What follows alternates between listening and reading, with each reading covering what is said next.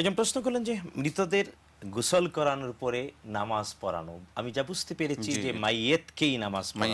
মাইয়াতকে কোন দিকে ফিরে পড়াবে? হ্যাঁ, আসলে একজন ব্যক্তি যখন মৃত্যুবরণ করে, যখন তার প্রাণ দেহ থেকে আলাদা হয়ে যায়, তখন তার উপরে শরীয়ত আর কায়েম থাকে না।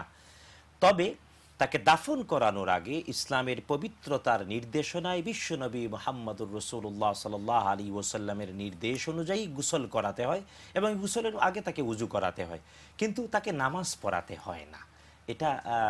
এটা কোথাও নাই। আপনি কোন এলাকা থেকে বলেছেন জানি না, কোন এলাকায় এমন, আমি এই প্রথম শুনলাম। লক্ষ্মীপুর থেকে।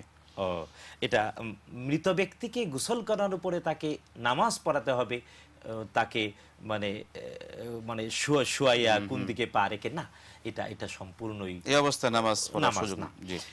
তবে মাইয়েতকে চিরবিদায় দেওয়ার জন্য সালাতুল জানাজা করতে হয়। তার এটা আত্মীয় মৃতদেহটাকে সামনে রেখে মৃতদেহের বুক বরাবর, মাথা বরাবর ইমাম দাঁড়াবেন পুরুষের, আর মহিলা হলে তার বুক বরাবর দাঁড়াবেন। দাঁড়ায়া ইমাম মুক্তাদিদেরকে নিয়ে 4টি তাকবীরে ফরজে কেফায়া জানাজার নামাজ পড়া হবে।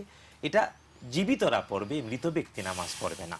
আর ধোয়ানোর সময়, অর্থাৎ গোসল করানোর সময়ে উত্তর দিকে মাথাটা রাখবে, মাথাটা উত্তর দিকে রেখে পা দক্ষিণ দিকে, এবং চেষ্টা করবে ধোয়ানোর সময় অন্তত মুখটা যাতে কিবলামুখী করে দেয়া যায়।